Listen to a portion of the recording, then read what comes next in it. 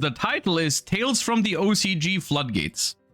So what I'm expecting here is probably a perspective from an OCG player on the whole Floodgate thing, the Floodgate debate that has been going on in the TCG recently, following YCS Anaheim. And then we did get a lot of bans that I can only imagine the OCG is looking at some of these bans that we got, and they're I would expect them to be pretty jealous of that ban list. But that's my perspective. That is obviously very subjective. So let's hear it from Sunny, OCG content creator himself. So I know this video is outdated because they made an emergency ban list, but I got Phoenix chained by work, so I didn't upload this back in October.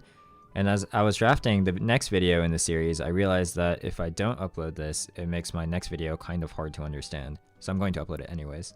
Okay, so it was recorded before we got the emergency ban list, actually. So we're getting there's no jealous of the TCG ban list here, but I guess it's still a perspective. Okay, let's listen. So a lot of people are pretty upset about YCS Anaheim finals, and to be fair, I think it's pretty justifiable. It's unfortunate that the top cut ended up being a lot of non-games for a format that was heralded as a pretty good one, but that got me thinking about the legality of Floodgates, and what I'm realizing is that I'm pretty sure the justification for the legality of Floodgates is even weaker than most people think. To my understanding, the reasoning people use to explain why Floodgates deserve a place in the game is that they give an avenue for lower level players to defeat higher level players, and to some, that may already seem like nonsense because a game should be rewarding skill if it wants to have a sustainable player base. And that is where I stand on it. Yeah, that's where I stand on that argument. Players who play better should win more often. Yep. That's how every single competitive activity in the world functions. The other side of the argument is that the barrier to entry for current Yu-Gi-Oh is extremely high, which means if you start playing Yu-Gi-Oh today, you will not win for a very long time, and that is extremely demoralizing for a new player. I think that is true, and it is also problematic because I think many people have a hard time sticking with an activity where they don't see any returns for a prolonged period of time. For example, I have a fighting game background. In fighting games, this is an argument that I would actually agree with. Even as someone who doesn't like Floodgates, I can agree with Yu-Gi-Oh is hard to get into. There's a large barrier of entry. And the longer it takes until you get good at a game, or the longer it takes until you see success in a game, the less likely it is you're going to stick to the hobby. So having these sort of like easy to use and providing easy wins type cards in the game to some capacity might help newer players sticking with the hobby.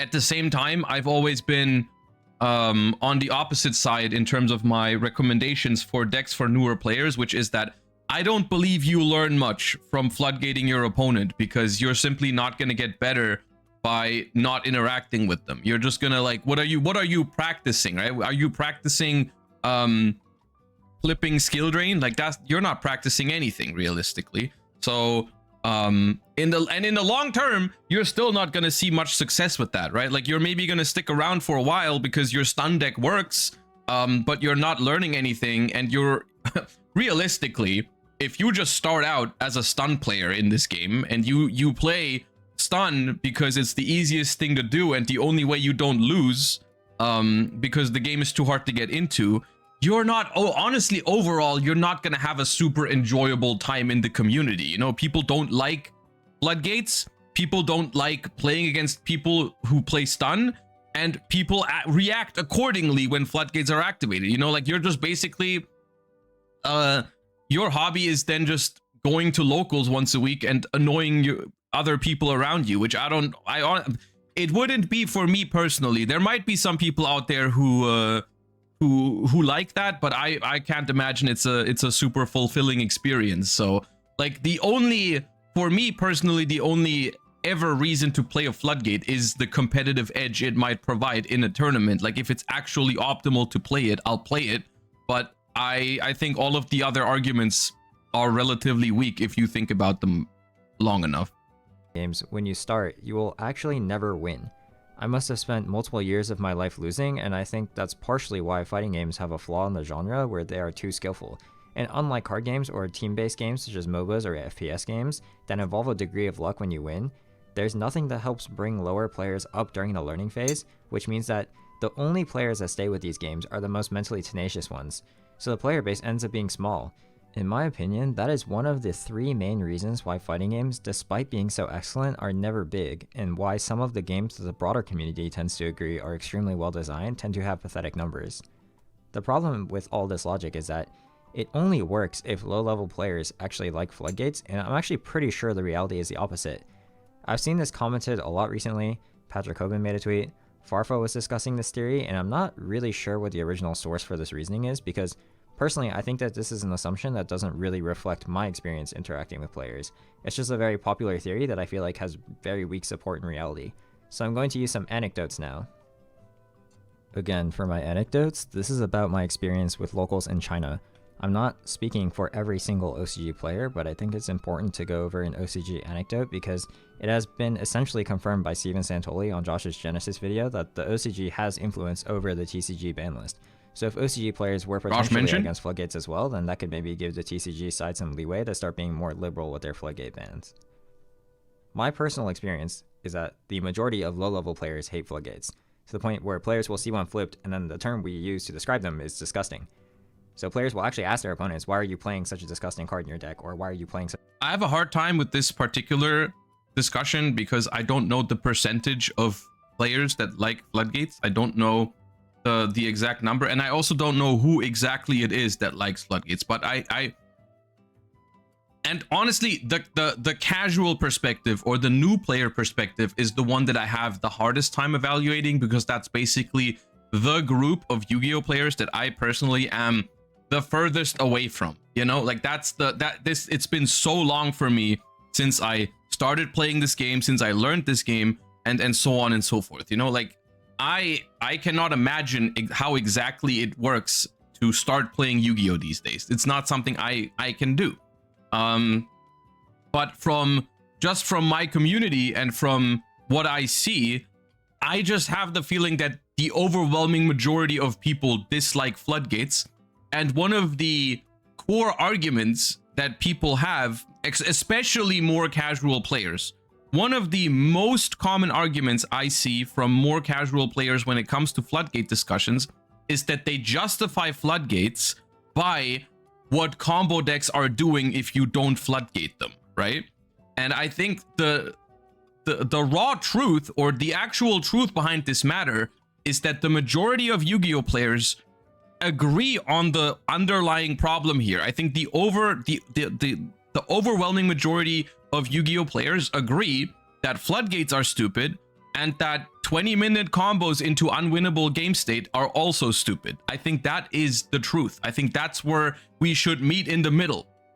And I guess the only thing that we disagree on is how to handle that situation, because people are like, oh, these combo decks exist, so the Floodgates to stop people from doing all this are also fine to exist. When, you know, like I just feel like that doesn't get you anywhere, because then both of the things that people find annoying just keep existing. Do you know what I mean? It doesn't solve anything, because it's like most people hate both of those things. Most people hate Floodgates, and most people hate staring down a super long combo that they cannot beat in the end anyways. Because the reality of both of those things is that they are kind of the same thing. It's your opponent does something that gives you no control over the game, and there's essentially a non-game happening for one player. The difference is with the Floodgates, it's happening faster, right? With the Floodgates, it's like your opponent activates Dimensional Barrier, the game ends on the spot. With the long combo, you actually have to go through some steps and do some things, and maybe there is some counterplay with certain hand traps or whatever, but the end result is the goal of this thing is the same. If you don't have the answer to what your opponent is doing, whether it's a Floodgate or a long broken combo, you are basically not allowed to take part in the game. And my experience is that people, like the majority of the Yu-Gi-Oh community, likes neither of those things. People play them because they are good, so of course people are going to play it. It is a competitive game, so they are going to play powerful combo decks, and they're also going to play powerful Floodgate effects if they exist. But I think most people understand that these kind of things are not very enjoyable, and there are a set number of people who enjoy playing with those cards, which I think is understandable. I think specifically combo decks can be rewarding and can be fun to play yourself, but you have to understand that it's always like the fun that you're having when you're playing a combo deck is basically negative fun for your opponent. The longer your turn is, the more complex your combo, the more steps it has, the more rewarding it feels for you to pull it all off, is all adding to like negative enjoyment for your opponent. And ideally, a game is enjoyable for both players as much as possible. Of course, someone has to lose in a Yu-Gi-Oh game, but it should feel like you're both taking part in the game. You both had a chance to win it, and it wasn't just one player playing solitaire or activating a floodgate. And so that's where I'm personally at with this entire thing. It's like, I think it is pretty obvious where the Yu-Gi-Oh community stands on this matter. Is we don't like both of those things. We don't want decks to be too broken, and we don't want floodgates to be too broken and too prevalent. And that's it. Such a disgusting deck. Now here's a cultural difference. But what determines how cool a deck is in OCG is significantly more affected by the artwork of a deck than in the TCG. For example, I would say in general, Fluandries is a deck that was largely considered lame by TCG players. Personally, after they banned Barrier Statue, I didn't really think there was a problem with anything except for Featherstorm, but in China, Flu was pretty much never considered a lame deck in the first place. And I thought that was very interesting because my initial guess was because of Maxi, but the reality is just that it's due to artwork. People just think that the birds are cute. And look, the birds are cute. That's also why decks such as Purely and Runic are still so popular in locals today, even though if we're being realistic, Purely hasn't been relevant since Snake Eyes, and Lab maybe only have a couple of formats where it was kind of okay. In general, most decks in OCG are considered cool unless it's an extremely powerful tier 1 strategy like Tenpai, but there is one exception, which is Runic. Why? The reason this is so important is that Runic has art that OCG players should love. If you look at the art of a Runic card, okay, I don't really want to explain why, but it has all the qualities that should make it a popular and beloved deck, ignoring gameplay. However, it is... This I feel like is in general a less competitive take, and it might just circle back to something that I don't actually know if it's true, but I'm getting the feeling that there in OCG, I think there is a larger casual player base for Yu-Gi-Oh, whereas in the West, it seems like Yu-Gi-Oh is mostly being like it's mostly a competitive hobby. Like most people that play Yu-Gi-Oh, or maybe not most, I don't know exactly, but it feels like a lot of people in the West just actively compete in Yu-Gi-Oh and try to win. Whereas like in the OCG, maybe there's a larger portion of casual players where maybe it doesn't matter so much that your deck is viable or strong or too broken or not powerful enough. You just like find like-minded people that maybe agree on playing at a certain power level just for fun, and that's fine. And then it doesn't really matter if your Fluandries deck is outdated or whatever, and they might even just not play. Like there's probably a larger portion of people who then like never play the Floodgates in the deck or whatever. But they just basically decide which archetype they like just based on artworks, which is fine. Which is something that conversely, I, for example, never look at. I do not care in the slightest how these cards look if I'm competing in a Yu-Gi-Oh tournament. I don't care. I care about how good are these cards, how balanced are these cards, and how do they play? What is the play pattern? Like I mean, I acknowledge when I like the artwork of a certain deck, when I like the style of cards. Like I see it, I recognize it, but it doesn't influence my enjoyment of a tournament, and it does not influence my deck choice at all. Like it's not something that I care about in that sense, you know? Like I'll realize when I like an archetype because of the artwork, but it's not like I'm not going to criticize an artwork's existence based on artwork or anything like that. It's just I evaluate my enjoyment of this game just by how it plays. I want to have an enjoyable time while playing the game, and that is the #1 criteria for everything, at least for me. And that might make a difference in terms of how, if they design Yu-Gi-Oh cards for a different group of, like a different target audience, that might explain why, for example, we just talked about this earlier, why Malice, even though it's been out in the OCG for way longer, has still basically not been hit there. Like Malice is at a power level in the OCG that is obscene. They've put Dormouse to 1 and everything else is at 3. They have 3 White Rabbit, 3 Underground, terraforming is legal there too, and they have Link Decoder, they have Splash Mage. They haven't done anything to the deck besides Dormouse to 1 and banned Appaloosa, which was more like a general necessary move. So, and maybe they don't care enough. Maybe they don't care about what the play pattern that Malice provides as much. I don't know, because that's the only explanation. Because anyone with any sense for game balance and game design understands that deck should probably never been made. Pretty much universally hated because Runic Stun is the most prevalent build in the OCG, and that also extends to when you try to play Combo Runic, even though Combo Runic doesn't even have Floodgates to abuse this in the first place. Let's think about that for a second. Players in the OCG hate Floodgates so much that not even Hugin could overcome this hatred for the archetype in general. That's crazy. In my experience, the only players that either play Floodgate decks or like Floodgates are the mid-level players. The players that care about winning, but their technical play is approximately average, so they cannot consistently defeat the more skilled players. However, if— Okay, that's not a bad point. That is not a bad point. That might be true.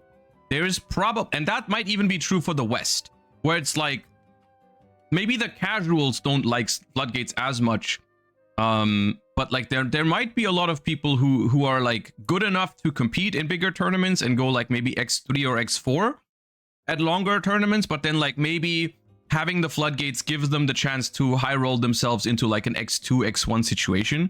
Sure, maybe that's something that I could see being true. If we assume that the goal of Konami is player retention, then those mid-level players are already in too deep to Yu-Gi-Oh! To quit even if the Floodgates were universally banned. They just happen to play Floodgates because they are given the option. Another reason I think that this is true is that there are tournaments with special rules, and locally I've entered tournaments that have banned all Floodgates. In China, we have 2 different types of competitions, which are points competitions and entertainment competitions, or for fun competitions. For fun competitions are basically just free tournaments that anyone can enter, and they have their own rules. I used to enter for fun competitions a lot when I first returned to China, but I stopped because I'm degenerately competitive. However, when I first played in these, the special rules that were the most popular were no Floodgates. They could have made rules like no meta, no snake eyes, no tenpai, but instead, no Floodgates was the most popular special rule in my area at the time. So I'm still getting tenpai, but at least there's no heat wave. Now, I will say that— See that? I think that's very telling. I think it's very telling. I think, and I don't know, at least in the TCG side of things, right? We can definitely say that there are things happening, right? We've been screaming this. It feels like we've been screaming this into a void for 10 or 15 years now. But something seems to finally have clicked. And of course, I'm mainly referring to that last ban list. Something somewhere must have changed where it seems like this discourse that we're having has finally gotten us somewhere. And maybe it's just competition for the Yu-Gi-Oh! Trading card game in general, because there is of course other trading card games that have been popping up during COVID and that have been doing pretty well. And there's, I think, even more coming out like every year. And maybe that's forcing them to be like, hey, what do Yu-Gi-Oh! Players actually want to play? You know, which type of gameplay do we need to provide for people to join this game and to play this game? And I think that has caused them, in general, in 2025, to do 2 things. First of all, the ban lists have been pretty good in TCG, especially the most recent Floodgate one.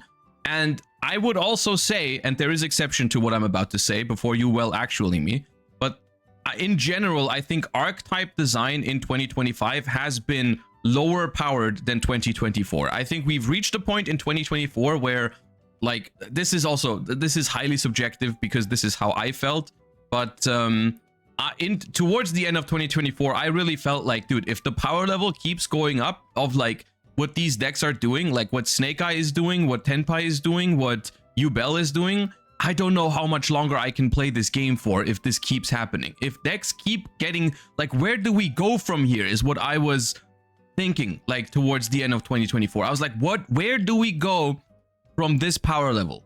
And I always knew it was going to take a while to go down from this power level, but it really feels like, if you look at archetype design throughout 2025, we are going in the right direction, because I don't think I'm alone with that sentiment. I don't think I'm alone with feeling that these decks were way too broken. And I know Yu-Gi-Oh is evolving and all of that, and we have to go somewhere, and we can't always play the same power level and the same types of decks. I understand that, but still, like, there's a point where it's like, dude, can we really go stronger than that? Is it really enjoyable anymore if every one card does all of that? And then they made Ryziel and Malice, and it was like, still, it was weaker in some ways, but still pretty broken. And I, particularly Malice, didn't give me a very good time. But then eventually we got into some stuff that made it better for me. You know, we got into Mitsurugi, which I know Mitsurugi is being used in some hybrids that are doing way too much. I think that is the thing that is left now. I think now they are actually doing pretty well in terms of the power level of archetype design. You know, I think in a vacuum, decks like Mitsurugi, decks like Yami, decks like Draco Tail, and even the upcoming deck building pack archetypes like Eniacraft, Cool Tune, and so on. All of that stuff, power level wise, completely fine. No problem with it if they were only played like within their archetype. You know, like one of the biggest problems this year, I think, was the combination of archetypes that were meant to be well designed. You know, they were meant to be well designed, but then they were too easy to combine, which resulted in decks that were too powerful. This was true for Ryziel, because Ryziel Pure was probably always going to be a fine deck, but then Ryziel Fiendsmith, Ryziel Mitsu, Ryziel Onomat, all that happened, and that was too much. The same was true for Mitsurugi. Pure Mitsurugi, completely fine. Mitsurugi Yami or Mitsurugi Orchist or whatever, probably decks that are doing a little bit too much, right? And so I think we are at a point where archetype design is pretty good if we just freaking get this entire bridging and combining multiple decks into one thing. And look, I have no problem with maybe like a certain sub-engine going into another deck or whatever, or if two archetypes have synergy together like Tenny and Sword Soul did, right? I don't want it to be too strict either, where you basically have to play every archetype pure and you never have an alternative and there's no creativity. But there's a difference between like using, I don't know, a Tenny package in Sword Soul, which as a result, you combine, like, you know, Tenny wasn't even a playable archetype at the time, and Sword Soul without Tenny would have probably been like tier 3. You combine them together, you get a playable top tier Yu-Gi-Oh strategy.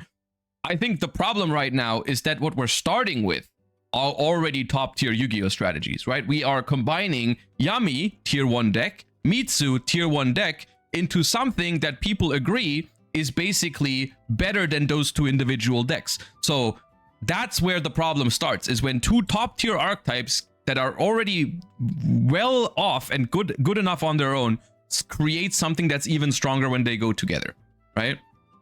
And I think that is the next thing that I want to see from them in card design, is like trying to stop that sort of stuff from happening too much.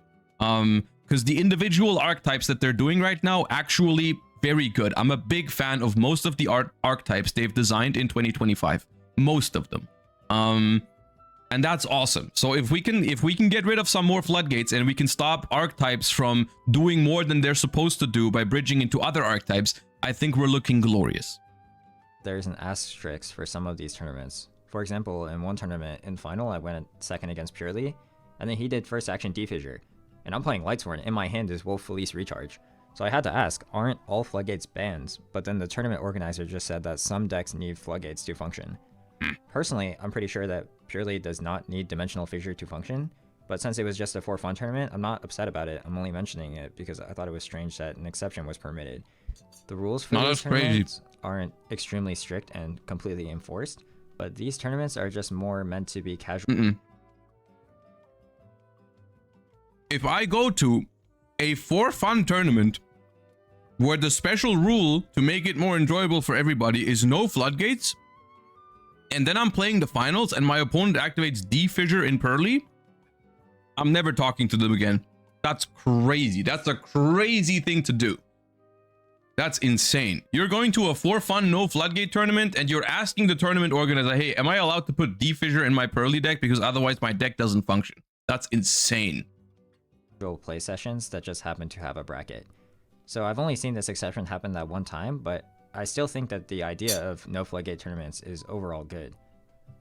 These next 2 points aren't about the OCG, but rather other formats or forums, and this is something that Josh mentioned in his video, but Genesis pretty much made every Floodgate unplayable by making them extremely expensive.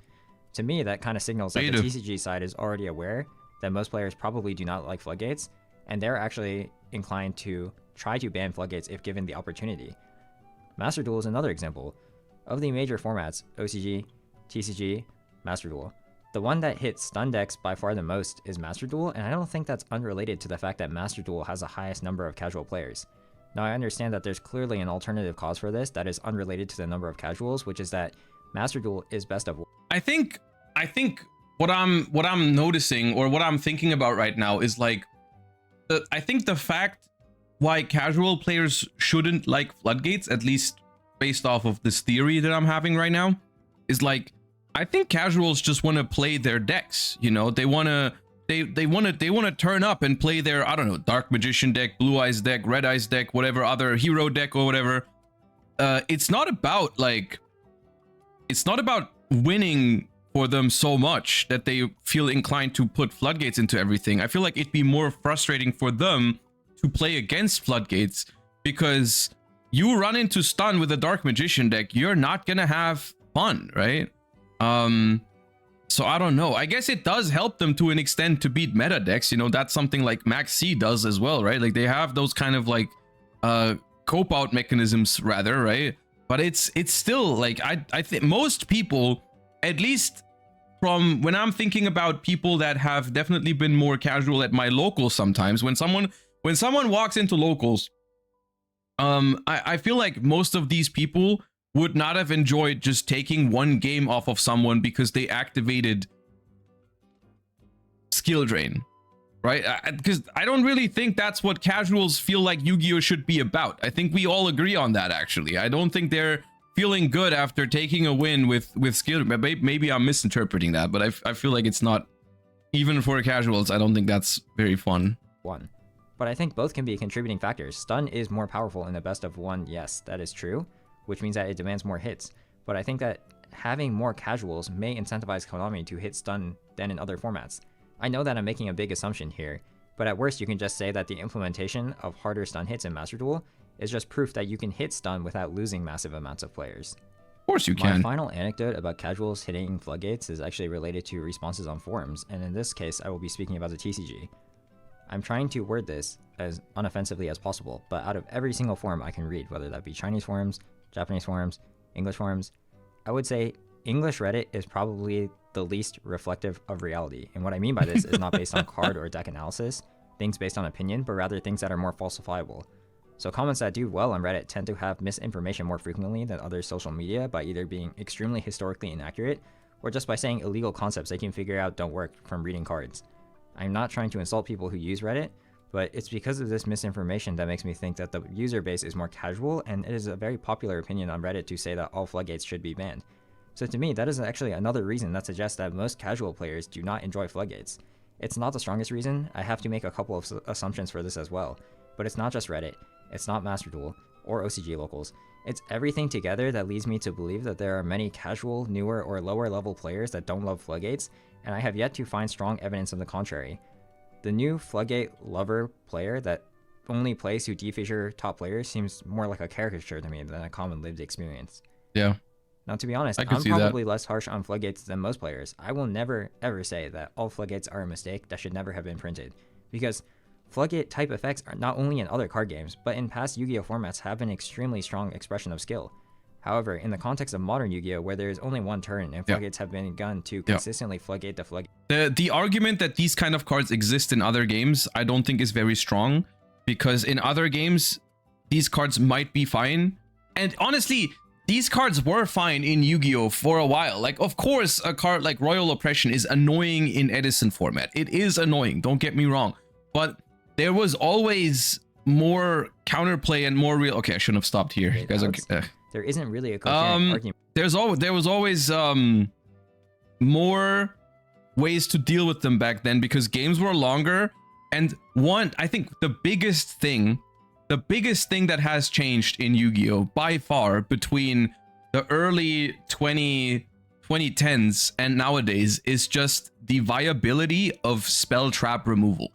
And that's, of course, mainly referring to like the continuous floodgates, because lingering floodgates are a whole other topic and those should not exist, period.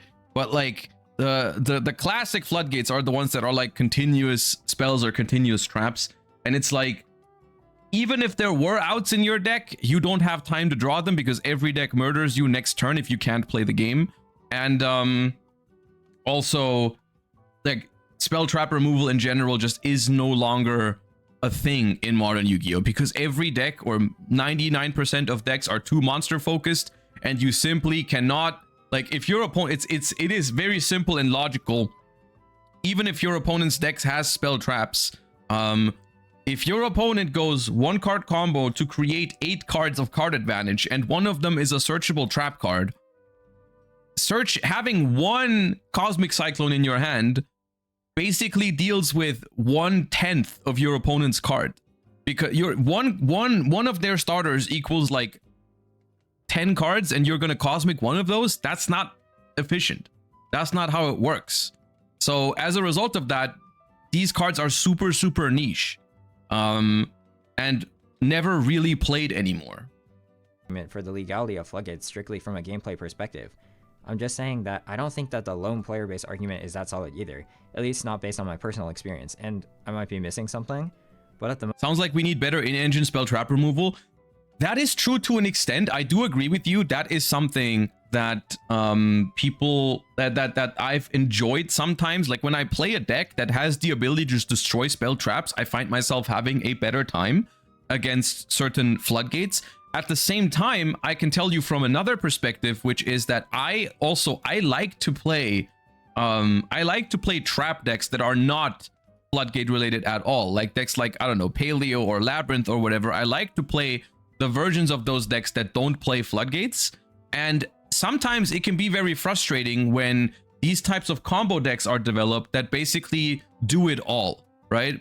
Like there was a time, or there are formats where you can actually play these decks because it just so happens that maybe decks can summon like 4 or 5 monsters on their end board easily, and they have all the spell negates and monster negates in the world, but they just can't really deal with face downs, right? And so that is an actual way for you to play trap decks in the format, because they can't really deal with that very much.